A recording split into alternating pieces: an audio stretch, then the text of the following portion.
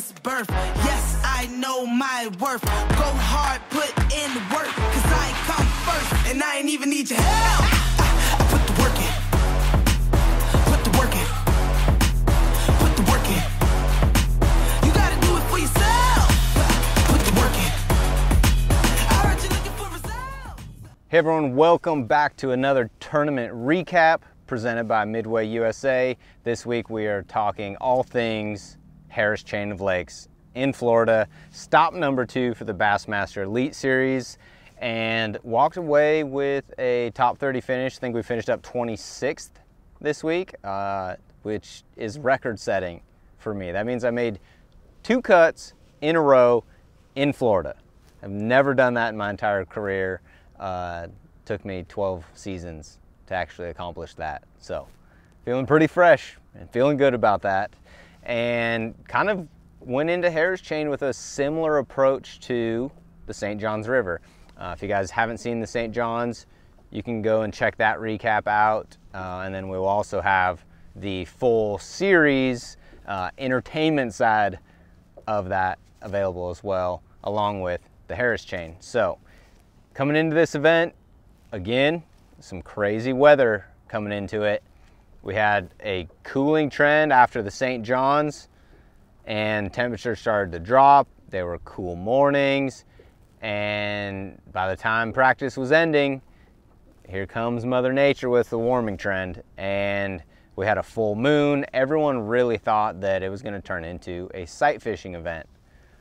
What I was running into in the first parts of practice is that every time I felt like I found a big one, I felt like it was too obvious, and then it immediately got caught by a local, or it was found by another one of our guys, and I just felt like I was gonna be behind the 8 ball. If I got in a bad rotation, I wasn't gonna be controlling my own destiny enough. I was leaving too much up for luck.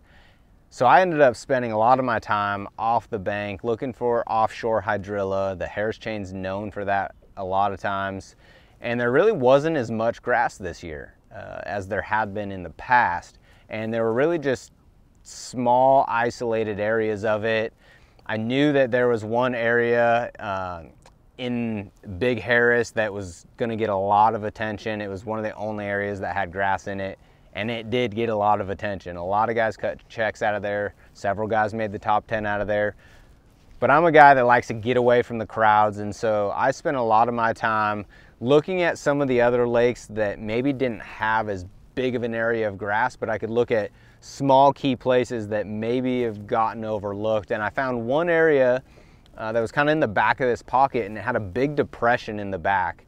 And a lot of those bigger fish, and a good number of fish, were staging in this depression before they moved up to spawn, and when they were coming back from the spawn before they moved out to the main lake. And I targeted a lot of those fish with a suspending jerkbait again. I used my Mega 360 to see the bigger little isolated grass clumps that were in there and the little breaks that were in there. And then I would scan around with my Mega Live and actually see those bass sitting right on top of those grass clumps or suspended out over that depression. And I'd make long casts with that jerkbait, get it down there. I was able to see my jerkbait out there 75, even 80 foot if I was able to get a good lineup on it. Again, same setup as before on the St. Johns, throwing it on the Alpha Angler Slasher, paired up with the Daiwa Tatula SV70. That smaller size really gives you good control of the bait, gives you less fatigue. It just fits in your palm better. So when you're using your wrist, really slashing this bait, a lot less fatigue, more control comes into play. And then pairing that up with 10-pound test Seagar Tatsu allows that bait to really get down there, and that little bit of stretch, that double structure fluorocarbon, gives you a lot of strength, but it allows that bait to really slash side to side. Also in that area, as those fish were pulling up, there was a lot of stuff to flip around, and I pulled out my good old Florida Special 5-inch black X-Zone true center stick, little VMC bobber stop to allow that weight to stay attached to the bait flipping around in that heavy cover, 1/4 ounce tungsten weight, and throwing that on a 5/0 VMC heavy duty extra wide gap hook, flipping it again, Seaguar Tatsu 22-pound test. This is quickly becoming one of my favorite lines in the entire Seaguar lineup, especially for heavy cover and lighter baits. Spooled up on the Daiwa Tatula Elite PF, larger handles, bigger knobs. If you guys watched the St. John's video, you're hearing a lot of the same stuff, because when I get comfortable with something, that's what I stick with.